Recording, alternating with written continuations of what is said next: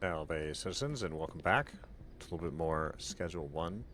I have again somehow thought up 10 more tips on things you should know. So to get started first, we have a van parked here in front of the gas mart. Remember, you can come in here anytime and purchase what you need and have that purchase load right into that vehicle. The Viper is obviously the best because you can then take that 16 slots of inventory and drive it on wherever you need to take it.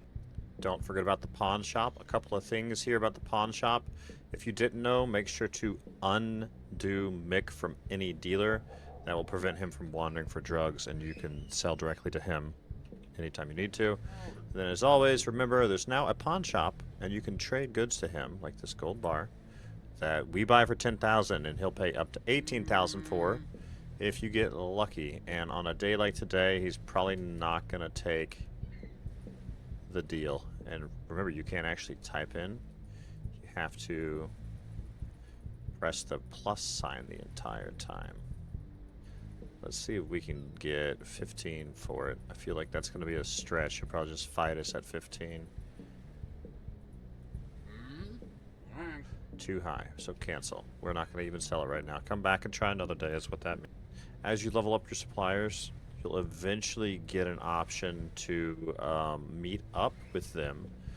But if you keep doing the dead drops and paying that off and giving them money like that, it will eventually unlock a delivery option.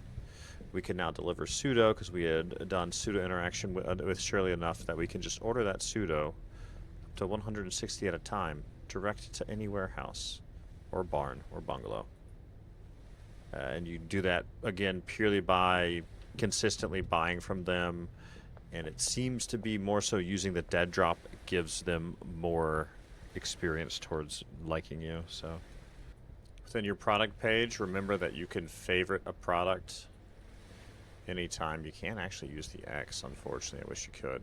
But you can favorite that product and it's going to appear at the top, so you can have your favorite drugs always right there, so you can easily list them for sale.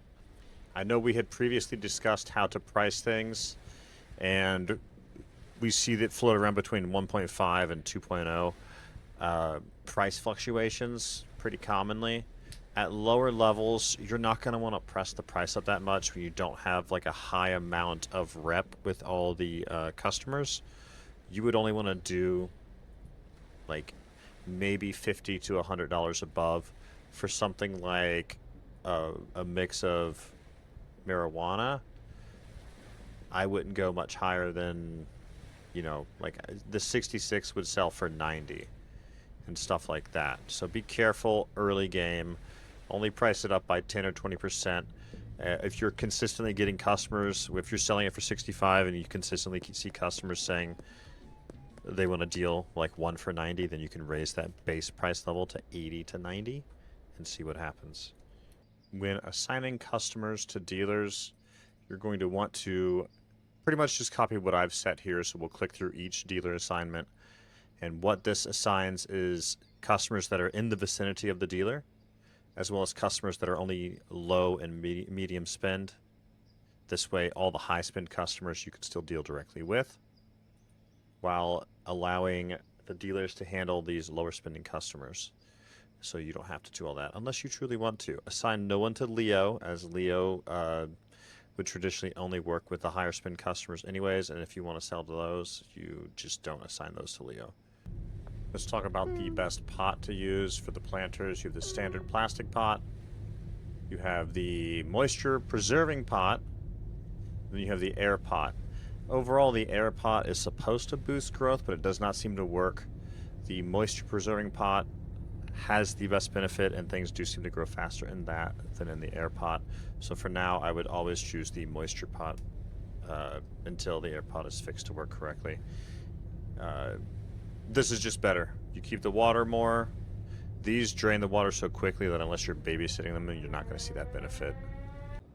When you sell late at night, you will get something called a curfew bonus, which will give you 20% additional on the amount of money that you'll make from the deal. You must do this only when in the expires window. If you do it early, you won't get that bonus, as it'll be before curfew.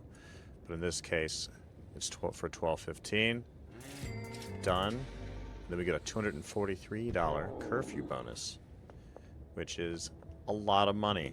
An absolutely amazing amount of money. So if you want to brave the police at night, make sure you're selling a late night only to get that curfew bonus as much as possible.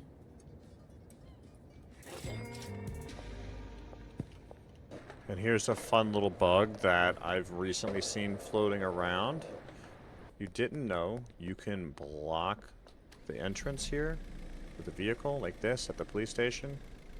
And then anybody that's coming out of here for the morning time will not be able to actually walk through the town. And there are police that spawn here, and they just won't be able to walk and patrol the town, so it'll be less cops overall in the town, which is pretty cool.